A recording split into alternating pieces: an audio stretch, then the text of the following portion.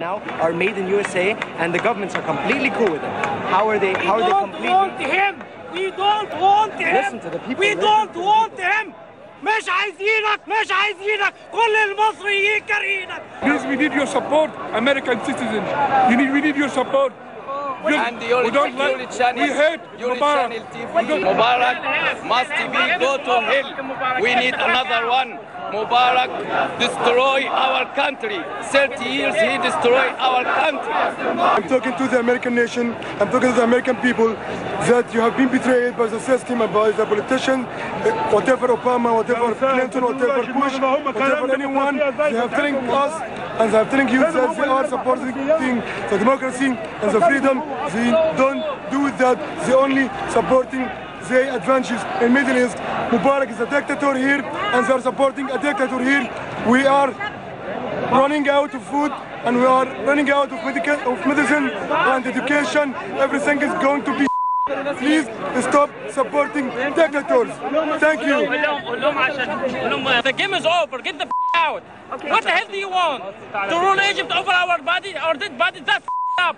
Tell him get the out. Don't support him. The American it should be stopped right now. You are feeding the dragon. You are feeding the dragon. What the hell do you want? What else? People are starving. There is no minimum wage. What else do you need? He already bankrupted this country. He takes all the money out of everything and he slid out of the beach. What the hell do you want more? Those were some protesters sounding off in the square in Cairo a little bit earlier on Sunday, and as we can see, much of their rage is due to the state of the economy in Egypt. Here's some background. Egypt fared well during the recent global economic crisis. The country's gross domestic product grew more than 5% in 2010, but unemployment was estimated to be 9.7%. The inflation rate climbed to more than 12%. And food prices have been steadily increasing over the past 3 years. Analysts estimate they're going up at about 17% a year. Also, about 40% of all Egyptians live in poverty, which the World Bank defines as $2 a day or less. And the protesters now face an extra hour of curfew, although they have ignored the curfew for the past few days. We have seen that on the streets.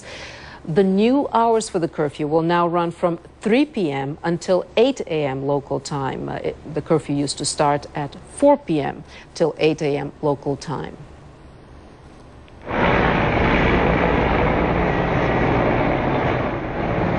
As daylight ended Sunday and the hour of the adjusted curfew loomed near, helicopters hovered over the people in Cairo's Tahrir Square. Egyptian F-16 fighter jets circled as well, a reminder of the size of the force authorities can use against demonstrators, but they were unfazed. Well, The Arabist is a leading blog on Arab politics and culture. Isander El Amrani has been posting updates from Cairo, and earlier today he spoke with Jonathan Mann about the protesters' demands. I think they've been very clear about what they want. I mean, they have one key demand, and that's what Hosni Mubarak should step down.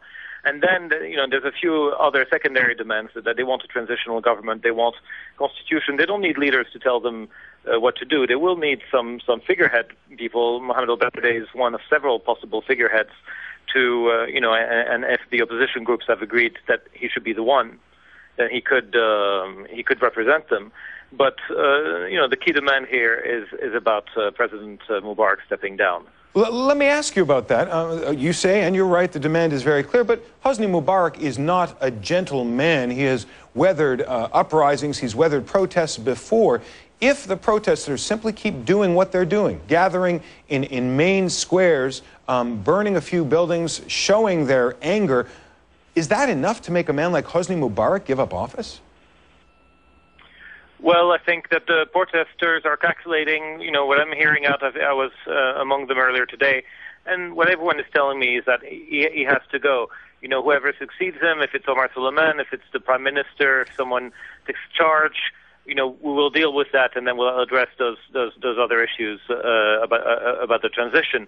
But right now, it's a face-off. It's, I heard one man say that he will stay until either Mubarak leaves or he dies. And that's that's the kind of situation we're in now. Well, earlier today, Egypt closed Al Jazeera's Cairo News Bureau. Egypt has suspended the network's operations, cancelled its licenses, and has revoked Al Jazeera's press credentials. The network called the move utterly disappointing. It also said the decision is just the latest censure in an ongoing fight over Al Jazeera's news stories about Egypt. We have got more to tell you about this developing situation in Egypt after the break. A cab ride to the darkened streets of Cairo. We're taking you along. Meet me right back here on CNN after the break.